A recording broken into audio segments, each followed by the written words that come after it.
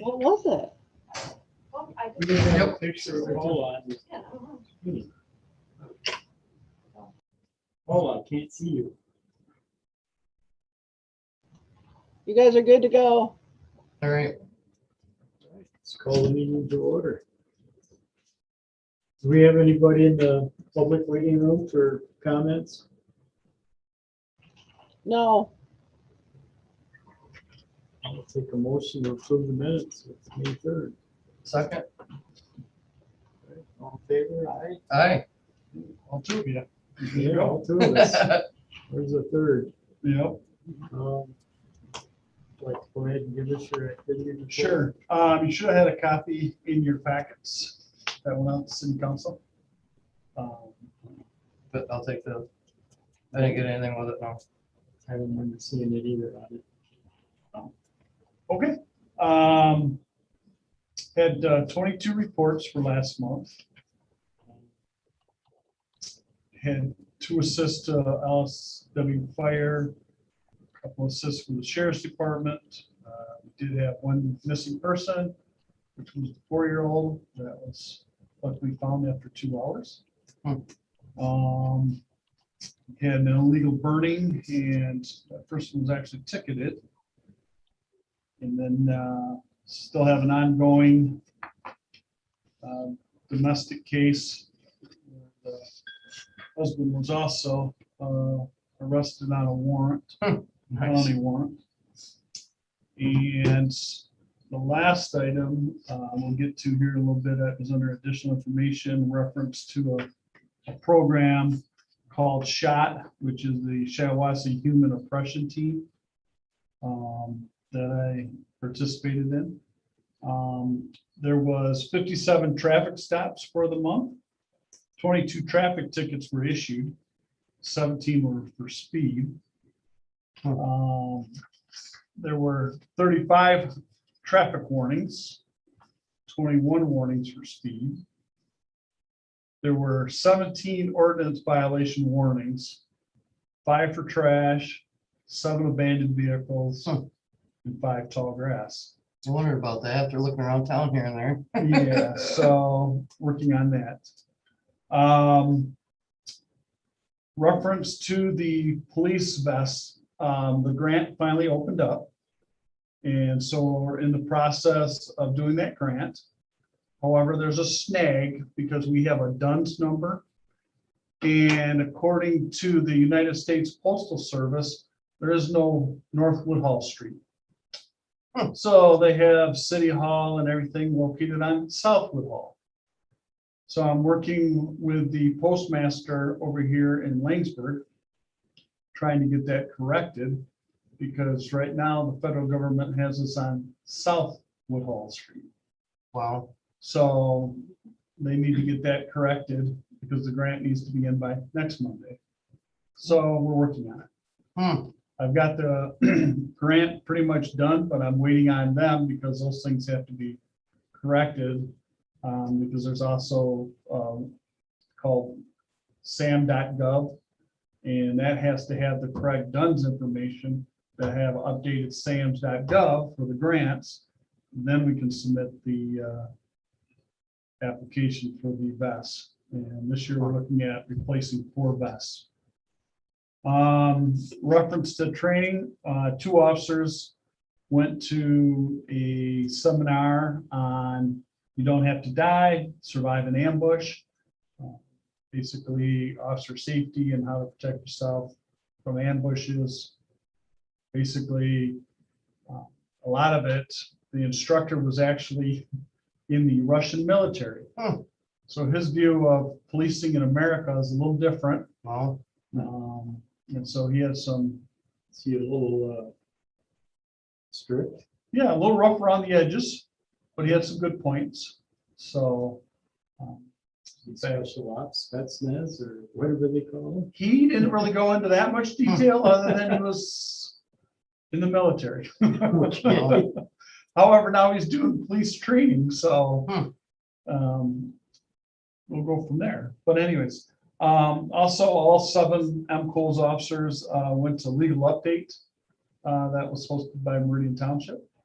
So they went to a 4-hour update class, we all did. Of course, we assisted with the springtime parade.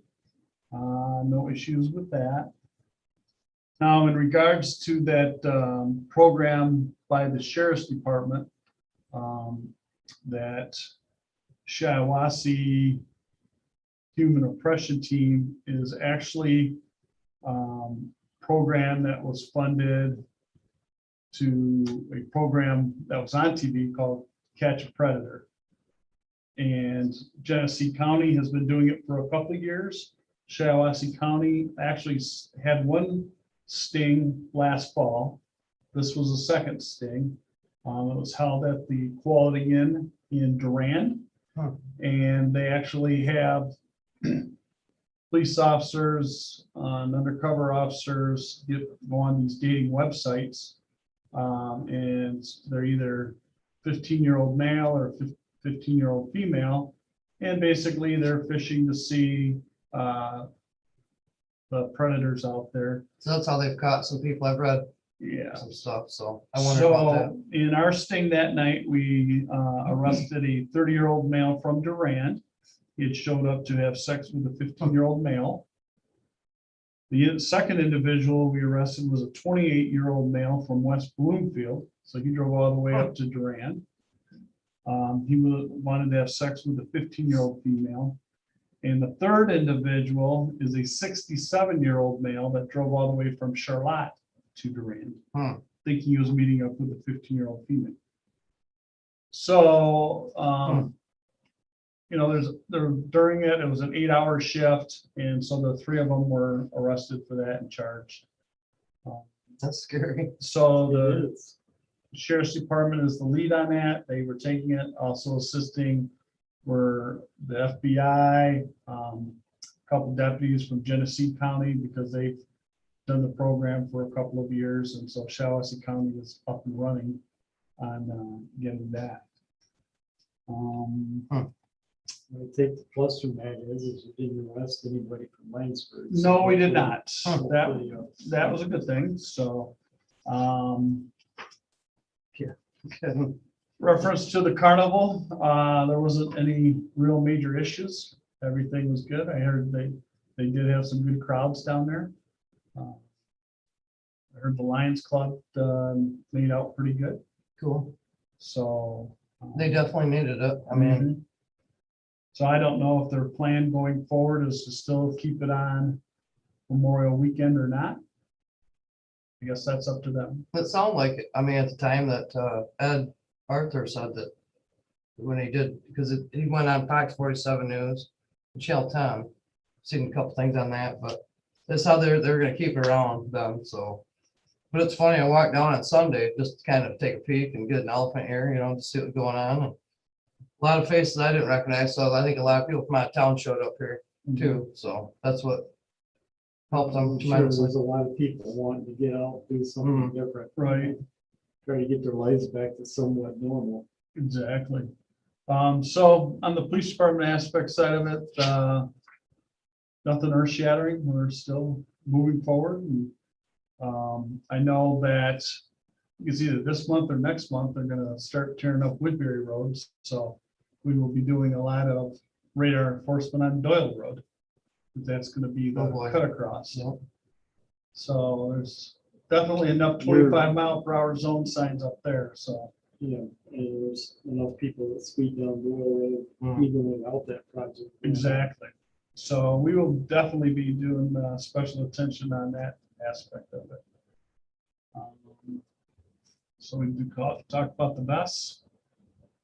Guess that's about it, unless you guys got any questions. Nope, sounded good to me. Sounds wonderful. It's been busy. I'm happy you guys are getting all this updated training and stuff. It's never happened in the past. Right. You know, so that's cool. There, you know, a lot of the education there to hopefully have no problem down the road with anything, so.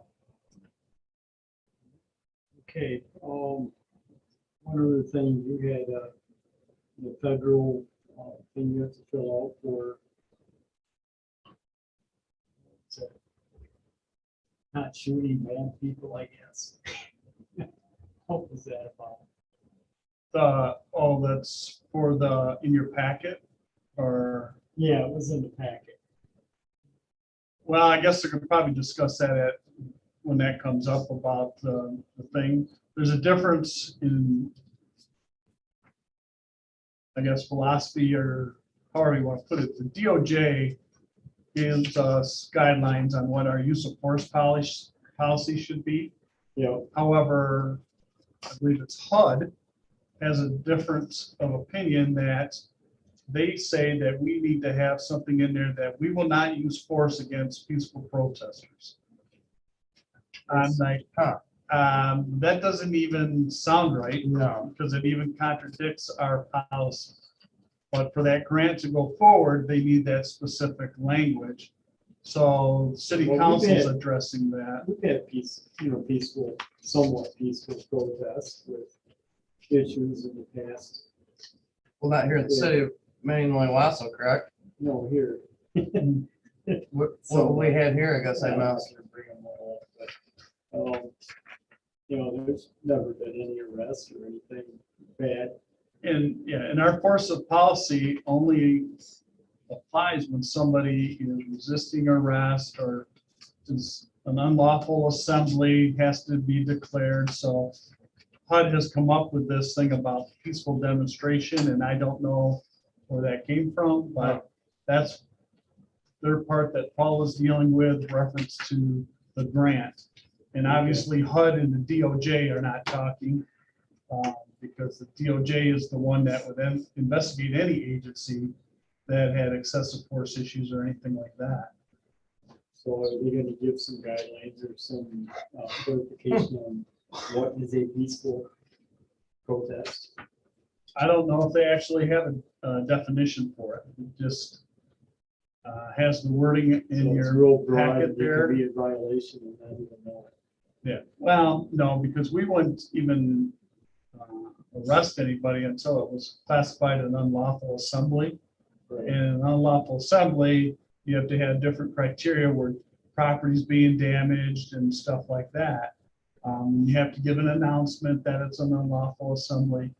So where HUD comes up with this language, I don't know, but that's the other side of the government. Well, I have a feeling that you get anything too major around here, they're not gonna have a problem with police, it'll be the citizens here. Yeah. So they won't have to worry about that, you won't see it here like big cities. So, yeah, Paula can go into more depth with that, because she talked with the lady from HUD and what they were going, HUD has our use of force policy. So, Definitely not like it used to be. When my husband was capped down here, he said that they had a few of them that they'd go arrest somebody, they start fighting with them. Dave said nothing for them to, like, he had some woman come after him with a ball bat. And I think she accidentally bumped her head on top of the patrol car or whatever before she got thrown in the sea. I don't think that shit happens anymore. no, I looked at him and said, don't tell me shit, I don't want to hear it. right? They did all sorts of shit back in the day here in the 80s.